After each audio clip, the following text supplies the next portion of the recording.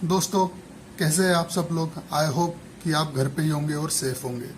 देखिए, जब हम एक शब्द कहते हैं नशा, तो बहुत सारी चीज़ें हमारे आंखों के सामने आती है। जैसे कोई सिगरेट पीता है, कोई दारू पीता है, या कोई कुछ भी करता है, या किसी पर्टिकुलर चीज़ का किसी को नशा होता है। तो ऐसा ही एक नशा है जो बहुत ही कम लोगों में पाया जाता है, और वो है story and screen play writing का। बट ये नशा आपको बैकफायर ना करे, इसलिए मैं आपको कुछ चीज़ें या फिर कुछ रूल्स बताना चाहूँगा regarding story and screen play writing. तो चलिए शुरू करते हैं। नंबर 1, जॉनर, या फिर आसान सी भाषा में मैं अगर कहूँ तो सिंपल सी भाषा में यही है कि थीम। आपको पहले पता होना चाहिए कि आप किस टॉपिक पे लिखना चाहते हैं, या लिख रहे हैं, या लिखने की कोशिश करेंगे। जैसे कि क्राइम, हॉरर, ड्रामा या रोमांस, ये सब अलग अलग थीम्स होती है मूवी के लिए। तो आपको ये चीज़ पहले आइडेंटिफाई करनी पड़ती है कि आपको क्या करना है, किस चीज़ के ऊपर लिखना है, और आपको उसकी एक आउटलाइन तैयार करनी पड़ती है। Number 2, characterisation. इट मीन्स कि आपकी स्टोरी में कौन रहेगा, कितने लोग रहेंगे, कितने कैरेक्टर रहेंगे, और उन सब का मोटिव क्या रहेगा। तो हम ये कैसे डिटरमाइन करते हैं? कैरेक्टराइजेशन के थ्रू। यानी आपको अपनी स्टोरी में जो भी कैरेक्टर मौजूद है, उन सब का, मेरा कहने का मतलब है उन सब का आपको कैरेक्टराइजेशन करना ज़रूरी है। तभी जब वो स्टोरी आप लिखेंगे, जो पढ़ रहा है या फिर जो वो स्टोरी फिल्म में देख रहा है, तो वो समझ पाएगा कि आपके कैरेक्टर ने ये पर्टिकुलर एक्टिविटी क्यों की, क्योंकि उसका मोटिव क्या है और इसका मोटिव ऐसा क्यों है। तो वो सिर्फ आप कैरेक्टराइजेशन के थ्रू आप डिटरमाइन कर सकते हैं।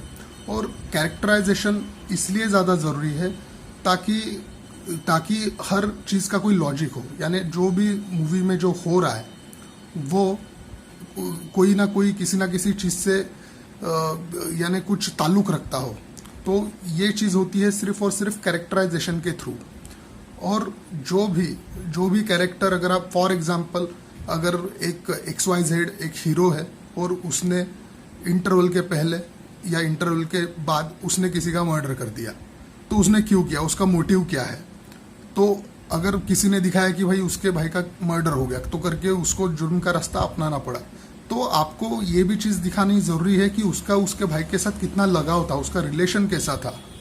आप ये नहीं दिखा सकते कि भाई एक रात में उसको पता चला कि उसके भाई का मर्डर हो गया, तो वो भी किसी का मर्डर कर देगा। ऐसा नहीं होता है। क्योंकि आप जब स्क्रिप्ट लिखते हैं तो आपको ये सारी छोटी छोटी डिटेलिंग देनी पड़ती है कि हाँ इसका अपने भाई के साथ कैसा रिलेशन था, वो कैसा ये है, उसका रिलेशन कैसा है अपने भाई के साथ, अपनी फैमिली के साथ, इसलिए उसने ये चीज़ की।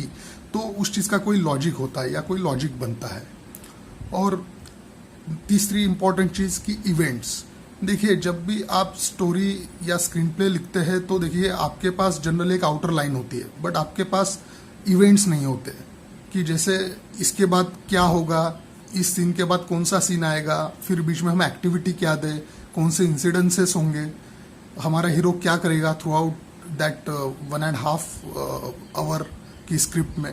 तो ये सब आपको इवेंट्स के थ्रू करना पड़ता है, डिटरमाइन करना पड़ता है। ये सारी चीज़ें आपको देनी पड़ती है हीरो को, एक्टिविटी बोलिए या फिर इवेंट्स बोलिए, तभी जाके वो स्क्रीन प्ले वो बिल्ड होता है। और इसलिए वो जो डिटेलिंग है वो काफ़ी इम्पॉर्टेंट है। और मैं आपको एक आसान सा तरीका बताता हूँ कि देखिए क्या होता है। बहुत सारे लोग कहते हैं कि आप एक पूरी स्टोरी लिख लीजिए, फिर उसके बाद आप उसके ऊपर से स्क्रीन प्ले बनाइए। बट मैं जो टेक्निक यूज़ करता हूँ वो मैं ऐसा नहीं करता हूँ। मैं सबसे पहले एक पेपर पे मेरा जॉनर क्या है, मीन्स मेरी मूवी की थीम क्या है, वो मैं लिख लेता हूँ। उसके बाद कैरेक्टर्स कौन है, उनका मोटिव क्या है, इट मीन्स उनका कैरेक्टराइजेशन लिखता हूँ, और उनको इवेंट्स क्या देने हैं वो चीज़ मैं डिटरमाइन करता हूँ। क्योंकि मेरे माइंड में पहले ही पूरी स्टोरी या पूरी थीम के बारे में मैंने सोचा हुआ होता है। इसीलिए तो आप ये तीनों चीज़ों पे बिल्कुल ध्यान दीजिए, और आपका जो स्क्रीन प्ले है या जो आपकी स्क्रिप्ट है वो काफ़ी अच्छी होगी। ये मैं पहली बार ये वाला वीडियो लेके आया हूँ। आई होप कि अगर ये आपको पसंद आता है वीडियो, तो प्लीज़ आप इसको लाइक कीजिए, शेयर कीजिए, सब्सक्राइब भी कीजिए, और मुझे कमेंट आपके मुझे कमेंट करके नीचे ज़रूर बताइए कि आपको ये वीडियो कैसा लगा, क्या आपको इसका और एक पार्ट चाहिए। अगर हाँ तो मैं ज़रूर और ज़रूर आपके लिए इसका सेकंड पार्ट जल्दी से जल्दी लेके आऊँगा। और आई होप कि आप घर में ही रहेंगे, ये लॉकडाउन का पीरियड बिल्कुल आराम से घर पे ही रह के एंजॉय करोगे with your family, with serials देखते हुए या फिर नेटफ्लिक्स या प्राइम, आजकल कमी नहीं है किसी भी चीज़ की। तो घर पे रहिए, सुरक्षित रहिए और अपने फैमिली का और अपना खुद का ध्यान खुद ही रखिए। ये बहुत ही महत्वपूर्ण और बहुत ही नाजुक पल है, बट हाँ ये भी पल बीत जाएगा, दुनिया फिर से चालू होगी और हम सब फिर से कहीं ना कहीं जी उठेंगे। चलिए, धन्यवाद। मेरा चैनल फिल्मोग्राफीज बाय पीयूष लाइक कीजिए, सब्सक्राइब कीजिए और शेयर भी कीजिए। Thank you.